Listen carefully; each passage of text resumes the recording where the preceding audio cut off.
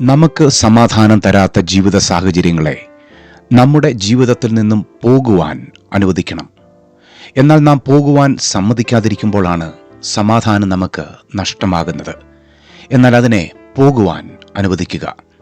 അത് ജോലിയായാലും വ്യക്തികളാണെങ്കിലും സാഹചര്യങ്ങൾ ആണെങ്കിലും നമ്മുടെ ആഗ്രഹപ്രകാരം നമ്മുടെ വഴിയിൽ എല്ലാം സംഭവിക്കുവാൻ അധികമായി ശ്രമിക്കരുത്. ഒത്തിരി നമ്മൾ കിടന്ന് പരിശ്രമിച്ച് അതൊക്കെ കൂടെ നിർത്തുവാൻ ശ്രമിക്കുമ്പോൾ നഷ്ടമാകുന്നത് ദൈവത്തിൻ്റെ വലിയ പദ്ധതികളാണ്. സറണ്ടർ എന്ന ഒരു അനുഭവം നമുക്കുണ്ടാകണം. മനുഷ്യർക്കോ സാഹചര്യങ്ങൾക്കോ അല്ല, എന്നാൽ ദൈവസന്നിധിയിൽ ദൈവഹിതത്തിനായി സറണ്ടർ ചെയ്യണം, സമർപ്പിക്കണം. അന്നേരം നമ്മുടെ ആത്മാവിൽ നാം അനുഭവിക്കുന്ന ആ ഭാരം മാറി ഒരു സമാധാനവും മൃദുലതയും അനുഭവപ്പെടും. സമർപ്പിക്കുന്നതാണ് ശക്തി, വിട്ടുകൊടുക്കുന്നതാണ് ധൈര്യം. അതൊരു ബലഹീനതയല്ല, അതൊരു ജ്ഞാനമാണ്. ദൈവം ഒരു കാര്യത്തിൻ്റെ മേൽ തീർപ്പ് കൽപ്പിച്ചാൽ നാം അതിൻ്റെ പുറകെ പിന്നെ പോകരുത്. ദൈവഹിതത്തിലില്ലാത്തതിനെ നമുക്കും വേണ്ടെന്ന് വെക്കണം.